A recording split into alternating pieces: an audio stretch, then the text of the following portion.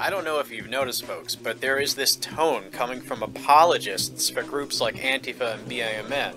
A narrative that goes something like, well, you got physically attacked because you were provoking people by exercising their civil liberties to peaceful assembly, freedom of speech, and let's say, wearing something with Pepe the Frog on it like Crowman here in San Francisco on the 26th. Crowman is the name of the YouTuber, the cameraman in this clip. He's wearing something with Pepe the Frog in it. A joke being played on these people. These people are convinced that Pepe represents some sort of white supremacist something or other when it doesn't. Here they are more or less saying Crowman is trying to incite them to hit him. We want to have this as serious as possible. That's the problem. Life is too short to take seriously, bro. But please, can you please repeat? He's asking for Oh my God. No, I would rather you Please. cry. I would rather bathe in your tears. I would rather bathe in your tears 20 times before taking it off. Are you trying to be You are productive risking at all? violence. What you talking about, lady? Are you trying to be You are productive risking at all? violence. Are you trying to be You are productive risking at all? violence. Are you trying to be productive at all? Now you're threatening me? No, I'm not. I'm asking you. Are you really willing to risk violence? You don't even know what it is, and now you're offended just like that.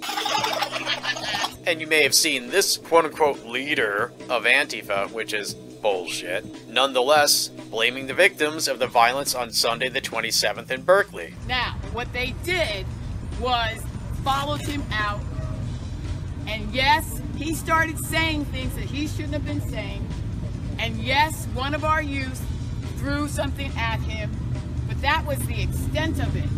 I'm not quite sure where you got that he got beat up, because when you look at the footage and any footage that we have, it just brings on being antagonized. You can only take it so much. I'm not justifying it. I'm human naturing it. But did things go yesterday how you envisioned them going? Absolutely. And I see this on social media all the time, blaming the victim. What do you expect? You invited someone to speak at this campus that we claim engages in hate speech and calls for genocide. Why did you do that? You made us riot and damage Berkeley property. Why did you do that? Why did you make us do that? Why did you make me hit you, huh? Why do you make me beat you, huh? Why do you make me do these things to you, huh? Yeah. Blaming the victim is not acceptable. Even if the victim is not on your side. How many people out there, by the way, leave me a comment. When you first heard this woman speaking, how many of you thought, my God, it's that character Whoopi Goldberg used to do? You're a prostate brown person, okay? Careful. I know you're right. Stop white-splaining. Stop white-splaining. Seriously. Extraordinary comments. You will be held responsible. You will be held responsible. Is that a threat to violence? Yeah, he's threatening me to violence. Yeah, how about you stop attacking our member? Is that a threat to violence? Among the people in the hallway here is Ashton Whitty of the Berkeley College Republicans. Not that you can hear them all, but she made some very good points that day, like this one here. Daniel Quillen in here, who physically attacked people in this organization, who's a fascist, who carries a hunting knife. I'm also a Nazi. I'm a Jewish Nazi, by the way. People? No, you are not welcome. So No, I'm an anti-immigrant. I'm a grandson of a Holocaust survivor and concentration camp survivor, and I'm a Jewish Nazi. That's it. Really? Because you're the one denying American rights to free speech. That makes you the fascist. Really? Because you're the one denying American rights to free speech. That makes you the fascist. Well, she and Troy Worden, also the Berkeley College Republicans, were in the car in this clip here, and they both appeared on television. Let's have a look. So tonight to this now, an out-of-control scene in Berkeley when dozens of black-clad anarchists tore through the barricades and assaulted pro-Trump attendees. It was peaceful up until then. U.S. Berkeley Republican Ashton Whitty was in that crowd, and she fled the scene when it became violent. Look at these pictures. It's unbelievable. This is in America, folks. She was targeted then at a gas station minutes later. What's up? We're hungry for supremacists. We're real hungry for supremacists. We're not. And there's more of us. You guys roll racist mother. Y'all come from Washington. That was the thread. Okay.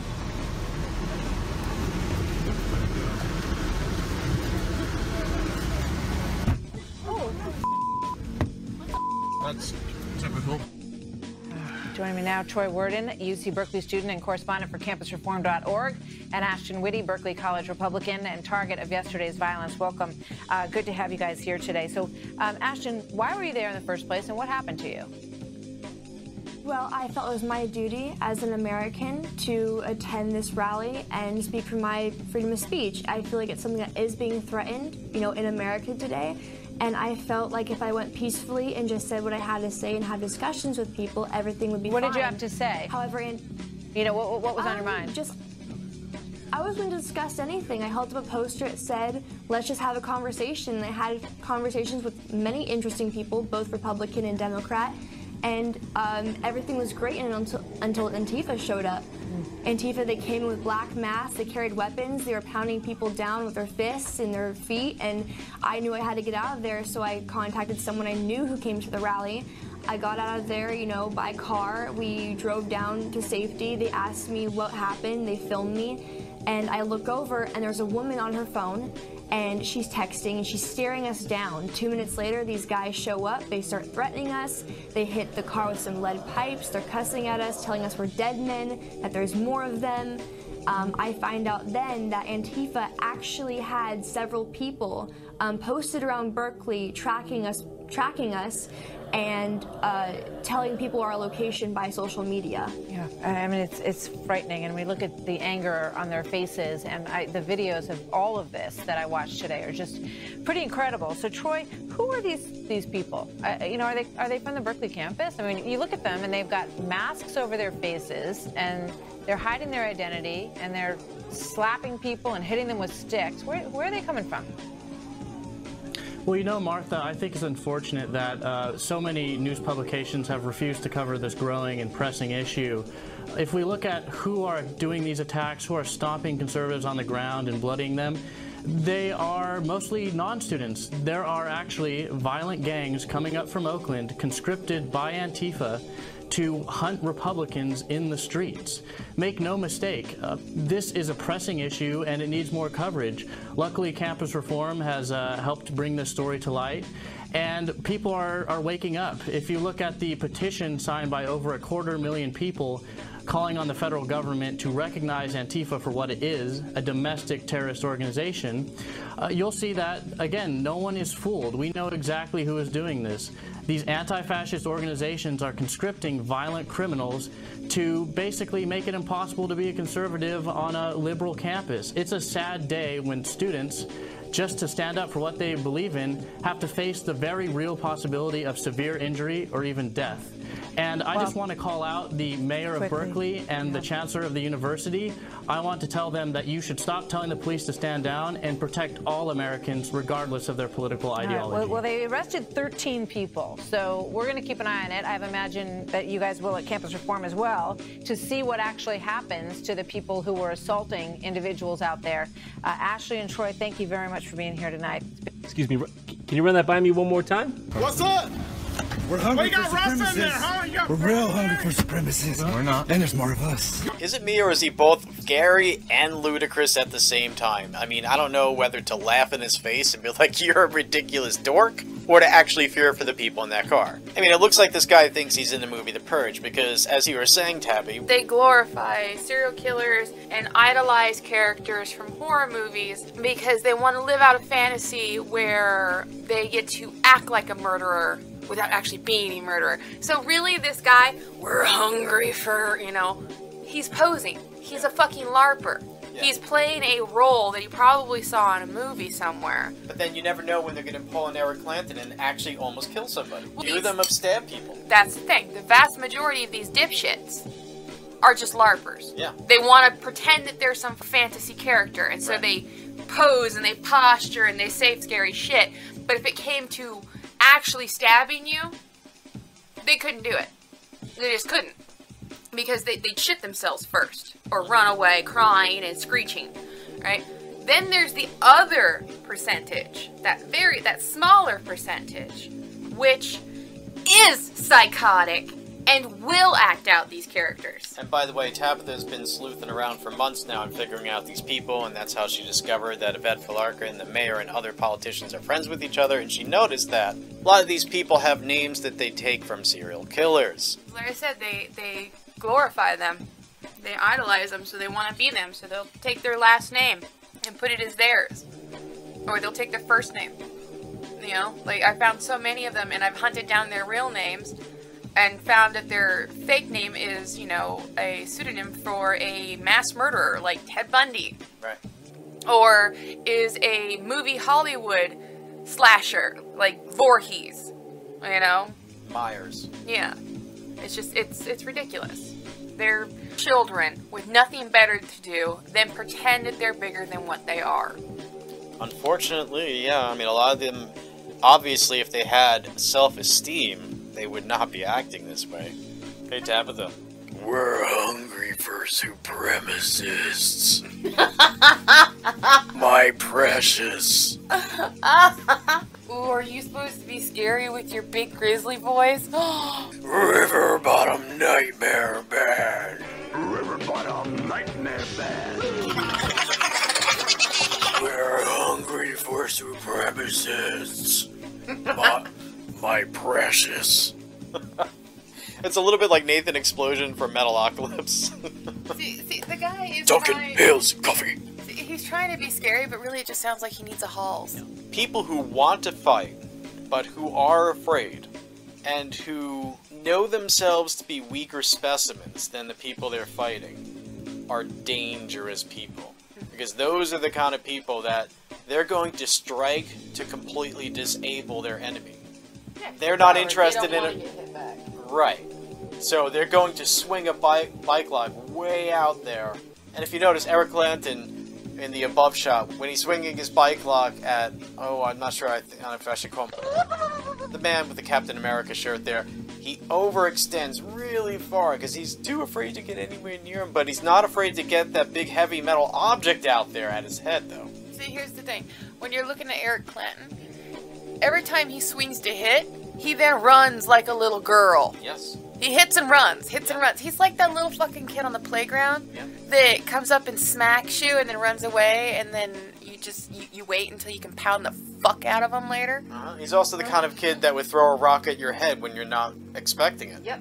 They're little pussies. Oh, and then there's Nancy Pelosi. In the middle of me making this video, Nancy Pelosi was making this statement where she blames the victims, just like a lot of people have been doing lately. In Berkeley on Sunday, we saw people who did not appear to be Nazis or white supremacists. They appeared to be Donald Trump supporters, peacefully demonstrating, being attacked, sometimes brutalized by people who are identified with the left and, Antifa, etc. What is your comment on that? Well, I completely disagree with your characterization, because any of the people who come with an attitude, and I'm not talking about Trump supporters. I respect Trump supporters. I don't like characterizations of them that are being made. But I do not support those who attract white nationalists, white supremacists, those who do all Heil Hitler, and that is what the danger of it is. Did you hear that? They had attitude. Therefore, they're attracting white supremacists, and therefore, they're bad people. But she changed her mind in whether or not they should be attacked. Finally, she comes out against the actual violent ones. But they're white nationalists. Anyway, yeah. Pelosi, victim blaming. See my video on this whole Pelosi thing, by the way. Scroll down and click the links if you haven't seen it already. So, Tabitha, we've seen multiple cases of victim blaming coming from the left, and the reason why we're showing it is because, well, our channel concentrates in this whole area of civil liberties, and therefore Antifa, and therefore we're going to be featuring stuff related to that. I agree with people who say you can't blame the victim, and normally we're talking about victims of abuse, and people who are victims of abuse are often blamed. Normally, we at least characterize it as more of a left-wing thing to be more sensitive to issues like that, like, say, victims and etc. It therefore makes it a lot more hypocritical that these people are blaming the victim. It's her fault. She's wearing short skirts. She was out late at night. Where's her chaperone? We'll start doing that. She was asking You for it. Then we'll start blaming every shop owner or house owner who gets their place robbed. Well, you didn't have a good enough alarm system. How come you weren't there? Don't you know better than to sell things? We'll just continue this blame the victim bullshit because it's ridiculous. Right, it's fucking ridiculous. You do not blame the victim. Especially when there is a ever-growing mountain of evidence as to who the actual fucking victims are. Are you stupid? We're fighting fascists just like they did in World War II. Hey, fascists, I'll throw my pee-pee on you. Where's my service animal? I need my service animal. You can't arrest me. I'll throw pee-pee on you. That's how I'll stop. I fight fascism with duty. I'll throw poo-poo at you. I'm not infantile. Where's that duty that I want to throw at him?